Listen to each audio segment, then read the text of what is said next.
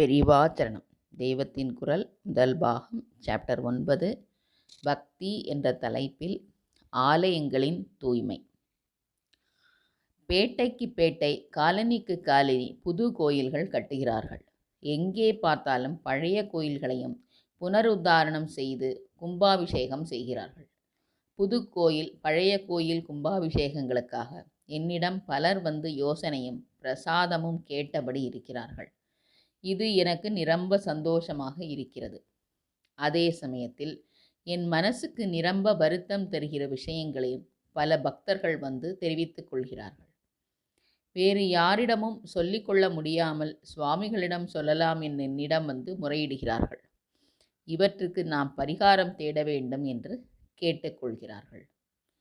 மற்றவர்கள் வெளியே சொல்ல தயங்குகிற இந்த விஷயங்களை நானும் கூட சொல்லாமல் இருக்கக்கூடாது. எனக்கு எல்லோரும் சொந்தம். சுவாதீனப்பட்ட மனுஷர்கள் என்றால் நான் அவர்களிடம் ஒளிவு மறைவில்லாமல் எனக்கு நல்லது கெட்டது என்று தோன்றுவதை சொல்லத்தான் வேண்டும். எனவே மனசு விட்டு இப்போது சொல்கிறேன். கோயில்களின் சூழ்நிலை அமைதியாக தூய்மையாக இருக்க வேண்டும். பகவத் ஸ்மரணை தவிர மற்ற நினைவுகள் மறந்துவிடும்படியாக இருக்க வேண்டும். ஆனால் இப்போது என்ன பார்க்கிறோம்? பெரும்பாலான க்ஷேத்திரங்களில் கோயிலை சுற்றி ஏகப்பட்ட கடைகள் வந்துவிட்டன. டீ கடை, சிகரெட் கடை எதுவுமே பாக்கி இல்லை. கோயில் அதிகாரிகளே கோயிலுக்கு வருமானம் கிடைத்திருக்கிறது என்பதால் இந்த இடங்களை வாடகைக்கு கொடுத்திருக்கிறார்கள். அதாவது அநேகமாக சுவாமியை தவிர கோவிலையே வாடகைக்கு கொடுத்திருப்பதாக சொல்லலாம்.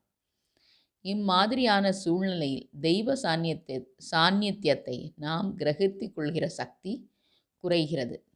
நம் பக்தி சுற்றுச்சூழலால் குறைகிறது. ஆஃபீஸ் கட்டிடங்கள், காட்டேஜ்கள் எல்லாம் இப்போது பல க்ஷேத்திரங்களில் ஏராளமாக முளைத்து விட்டன.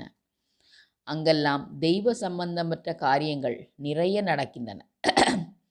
இது சாநித்தியத்தை பாதிக்கிறது. ஏதோ எட்டா கையில் இருக்கிற கோயில்களில்தான் விசிராந்தியான சூழல் இருக்கிறது. அபிவிருத்தி என்ற பெயரில் இவற்றிலும் அதிகாரிகள் அனாச்சாரத்தை புகுத்திவிடப் போகிறார்களோ என்று பயமாக இருக்கிறது. இப்போது கோயில்களுக்கு தனித்தனி நிர்வாகம் இல்லாமல் ஒரே சர்க்கார் நிர்வாகத்தில் இருப்பதால் அவர்களுக்கு பொதுஜனங்கள் எடுத்து சொல்ல வேண்டும்.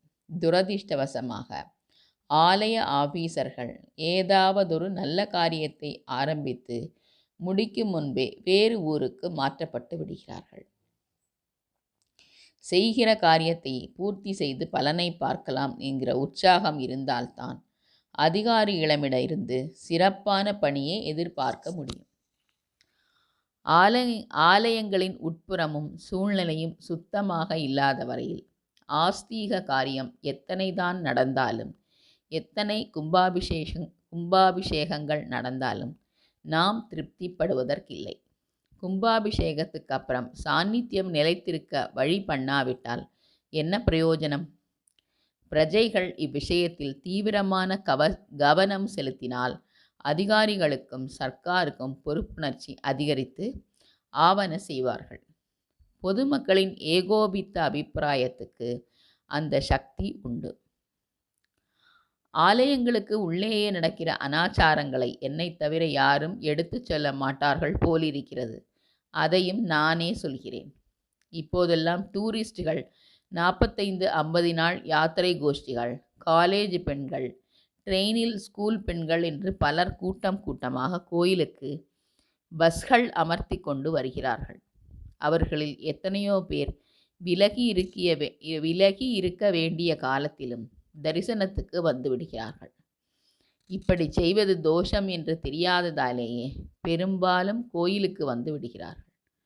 முன்னெல்லாம் வீட்டுக்கு விளக்கு என்று எவர்களை வீடுகளிலேயே தனித்து வைத்தார்களோ அவர்கள் இப்போது கோயிலிலும் கூட விளக்கு இல்லாமல் பிரவேசித்து விடுகிறார்கள். சுவாமிக்கு ஏது தீட்டு என்று சீர்திருத்தக்காரர்கள் நான் சொன்னதை ஆட்சேபிக்கலாம். தீட்டு இல்லாத சுவாமி எங்கேயும் இருக்கிறார். அவரை கோயிலில் தான் வந்து தரிசிக்க வேண்டும் என்பதில்லையே. சாஸ்திர பிரகாரம் சுவாமியின் சாநித்தியத்தை கிரகித்து தரும் கோயில்களில் அந்த சாஸ்திரங்கள் சொன்ன விதிப்படிதான் சுவாமியை தரிசிக்க வேண்டும். இந்த விதிகளை மீறுவதால் தான் பல மகாக்ஷேத்திரங்களில் விபத்து விபரீதம் எல்லாம் ஏற்படுகின்றன என்பது என் அபிப்பிராயம்.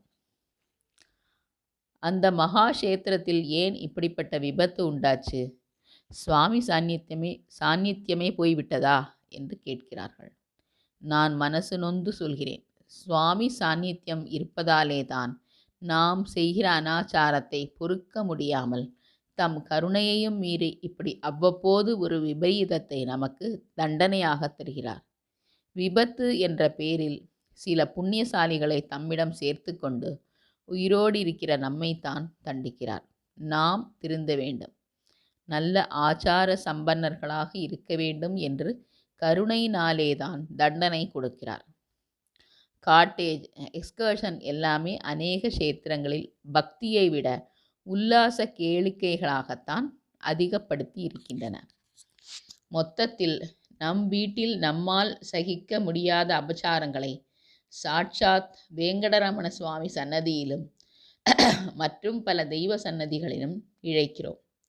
இது எனக்கு நன்றாக தெரிந்தும் சொல்லாமல் வெறுமனே இருந்தேன். ஆனால் அதுவே எல்லாவற்றிலும் பெரிய அபச்சாரம் என்பதால் என் மனசில் இருந்ததை சொன்னேன். உங்களிடம் சொல்வதாக மட்டும் நினைக்காமல் சாக்ஷாத் வேங்கடரமண சுவாமியிடமே பிரார்த்தனையோடு சொல்கிறேன். இந்த அபச்சாரங்களை தடுத்து நிறுத்துவதில் ஆஸ்தீக மகாஜனங்கள் கண்ணும் கருத்துமாக இருக்க அவர்தான் அருள் செய்ய வேண்டும். பெரிவா சரணம்.